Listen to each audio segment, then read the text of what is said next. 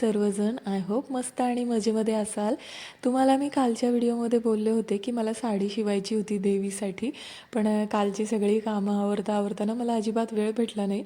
पण आज मला कुठल्याही परिस्थितीत ही साडी कंप्लीट करावीच लागेल, कारण उद्या मला पूजा मांडायची आहे आणि भरपूर तयारी पण आहे. तर मी अगोदर आहे ना एक अस्तरचं कापड घेतलं, जे मधून फोल्ड केलं आणि त्याला आहे ना मी 6x9चं मार्किंग करून घेतलं.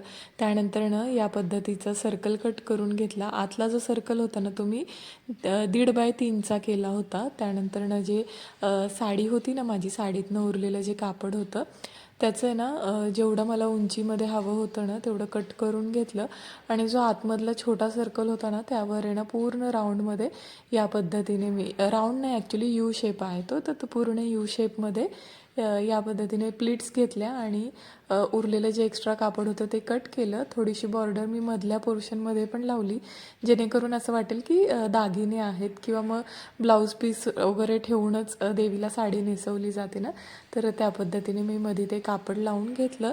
आणि ना माझ्याकडे ह्याला लावण्यासाठी खूप छान अशी लेस होती, तर ती लेसही मी लावून घेतली. थोडंसं दागिन्यांसारखं वगैरे वाटतं त्या लेसमुळे, लक्ष्मी हार असतो ना ह्याच टाईपचा. त्यानंतर अस्तरची आणखीन एक पट्टी घेतली आणि वरच्या बाजूचं आहे ना मी फिनिशिंग करून घेतलं. वरच्या बाजूने सगळं कच्चंच टीप होती, तर त्यामुळे तिथे फिनिशिंग केलं आणि थोडंसं कडक झाल्यामुळे ना साडी जी आहे ती स्टिफली उभं राहण्यासाठी मदत होते.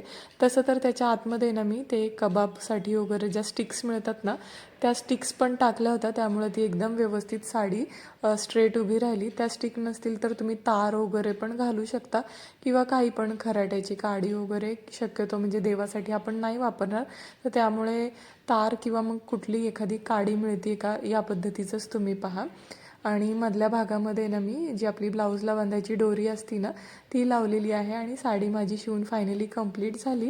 त्यानंतर संध्याकाळी हे आल्यावरती मी निघाले मार्केटला, कारण पूजेचं साहित्य घ्यायचं होतं. मुखवटा वगैरे तर मी ऑलरेडी आणून ठेवला होता, पण मला फुलं घ्यायची होती. त्याच्यानंतर देवीसाठी गजरा, हाराची सुई वगैरे घ्यायची होती, कमळ वगैरे भरपूर साऱ्या गोष्टी.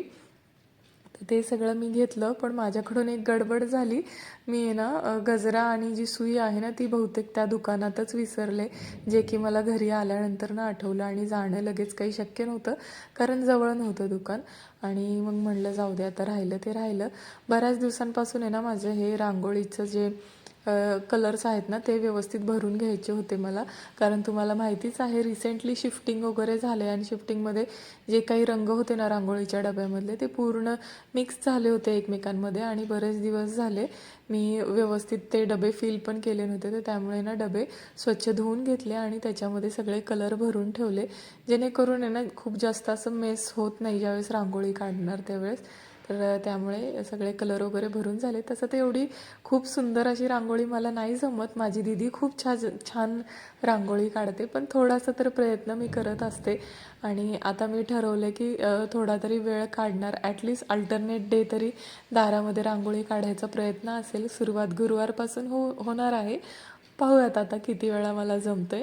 रांगोळी वगैरे भरून झाली आणि ओट्यावर एवढा सगळा पसारा झाला, पण मी मुद्दामच ओट्यावरच भरली की जेणेकरून पाणी टाकून पटकन धुवून घेता येईल. आणि जर मी खाली बसून हे काम करत असले असते ना, शुभने तर करूच दिलं नसतं.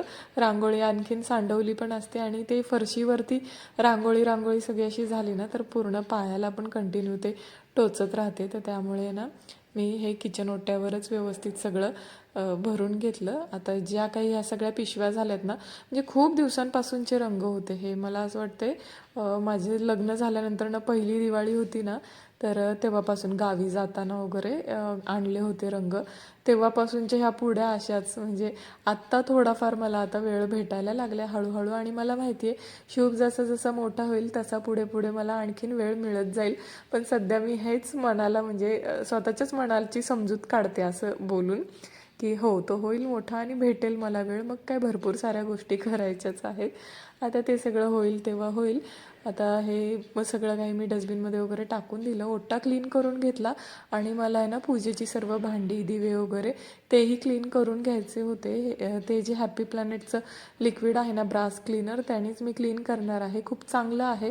मला आहे ना पितांबरीनी वगैरे जरा हाताला त्रास होतो, तर त्याच्यामुळे मी शक्यतो प्रयत्न करते की ते हॅपी प्लॅनेटचंच लिक्विड वापरावं, कारण त्या लिक्विडने ना खूपच छान निघतात आणि मेन म्हणजे हात खूप सॉफ्ट राहतात.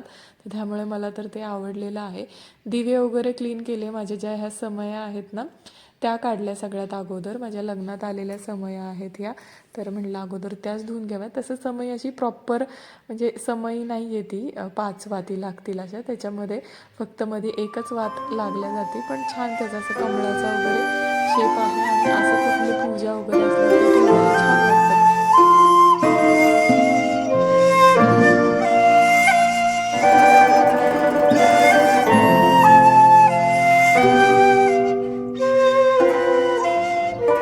पूजेचं साहित्य आणताना एक कमळ पण आणलं होतं, तर ते कमळ पाण्यामध्ये ठेवलं जेणेकरून सकाळपर्यंत ते खूप छान असं उमलेल. आत्ता सध्या ते असं म्हणजे कोमेजलेलंच आहे, त्यामुळे पाण्यात जर ठेवलं ना तर ते सकाळपर्यंत छान असं उमलेल, म्हणून मी त्याला पाण्यामध्ये ठेवलं. त्यानंतर नाही ना मी चौरंग पण आत्ताच काढून ठेवते आहे. सकाळी शुभ उठायच्या अगोदरच पूजा मांडायची आहे मला, तर त्यामुळे म्हटलं आवाज होईल सकाळी काढताना, तर तोही आत्ताच काढून घेतला. माझ्या लग्नामधले चौरंग आणि पाट आहे हे, आणि हे ज्यावेळी मी काढत होते ना पूर्ण, मला ज्यावेळेस खरेदीसाठी मम्मी आणि मी मार्केटमध्ये फिरत होतो ना दोघीजणी, तेव्हाचा फ्लॅशबॅक आला. चला तर मग आता माझी गुरुवारची तयारी झालेली आहे. भेटते तुम्हाला उद्याच्या व्हिडिओमध्ये छान अशा गुरुवारच्या पूजेसोबत. तोपर्यंत